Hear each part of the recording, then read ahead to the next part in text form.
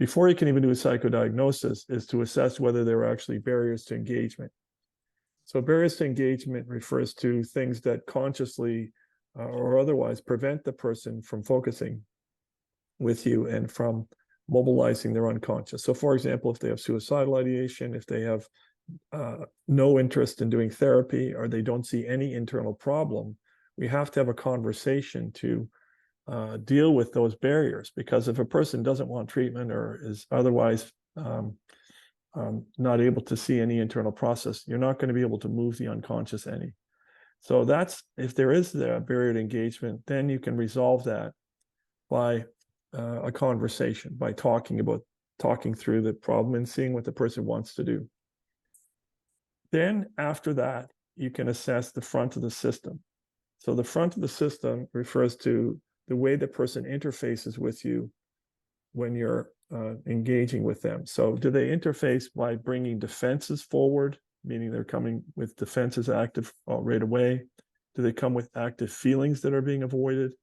Do they come with anxiety? Or do they come with nothing happening? So if they come with defenses active, then we can press on and clarify those defenses.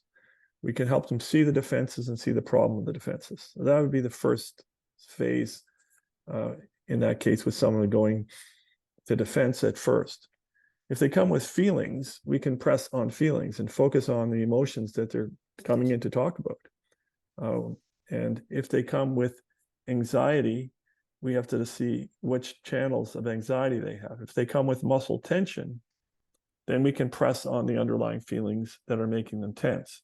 If they come with mental confusion or smooth muscle anxiety, we have to regulate down the anxiety. So some ways of reducing anxiety, recap, body focus, to regulate down the anxiety.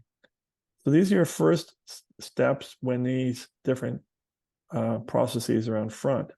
Now, what about the person that comes with no signals active? There's nothing happening, nothing you can see.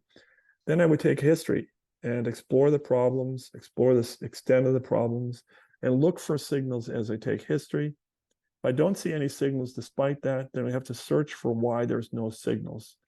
And in Reaching Through Resistance, there's a chapter on this, and I think there's around 30 possible reasons why you're not seeing any anxiety or defense signals.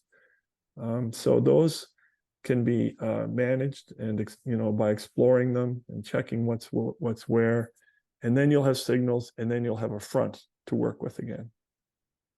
So this is your first thing. Now, after you've done your psychodiagnosis here and you got your first moves here, then you're going to monitor these key parameters. These include the degree of rise in the complex feelings and alliance and defense, meaning low rise when nothing's happening, mid rise when the defenses are moving into the room, and high rise when there's a high degree of tension between the defenses and the alliance, showing up as defenses in the room. The next is the discharge pathways of anxiety, which we just talked about here: muscle tension, cognitive disruption, or smooth muscle. We're always monitoring those. We're monitoring defense patterns. What are the main defenses operating? How tightly held are those defenses? And that refers to how syntonic the defenses are versus how dystonic they are. And the presence of thresholds and how high the thresholds are and where the process is relative to the thresholds. So if you take all these parameters into account, then like 95% of the time, you have information on what's likely to be helpful to follow from there. So you're going to use these monitoring these pathways. And as you're doing this work, there's going to be 3 possible things that come from your psychodiagnosis. One is that they'll feel the feelings. In other words, the feelings start breaking through.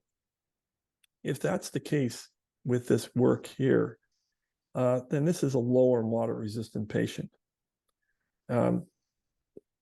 If they're a low resistant patient, I might as well just continue this way. The low resistant patient, just handle the little defenses they have, help them feel the grief they have, and it's a short treatment course. These low resistant patients have very little resistance, and they only have grief. If they're more moderate resistant, they're going to bring some defenses into the room. You clarify and challenge those, and then the feelings will break through and you follow the alliance. These patients need some repeated unlocking, 5 to 20 sessions, working through in the termination phase typically.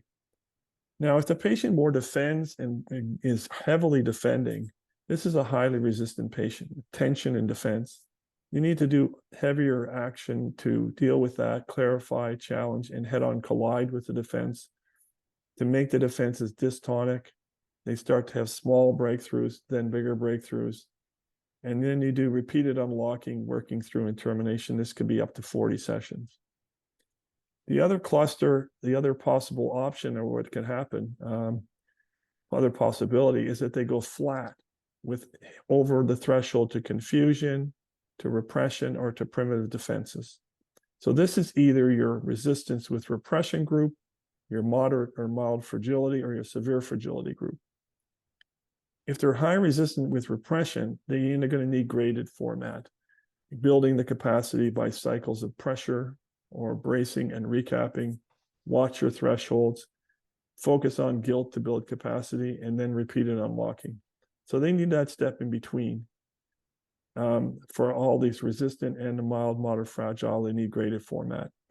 If they're more severely fragile, they need psychic integration to overcome splitting and projective processes to be integrated, then move them to moderate fragile. Then you can do graded work. And then all these patients require typically a longer treatment process if you have time to do it, with repeated unlocking, working through and termination, and it could be a few years process. But you can get a lot done in 20 sessions with most of these patients in a sort of a cutoff time limited course.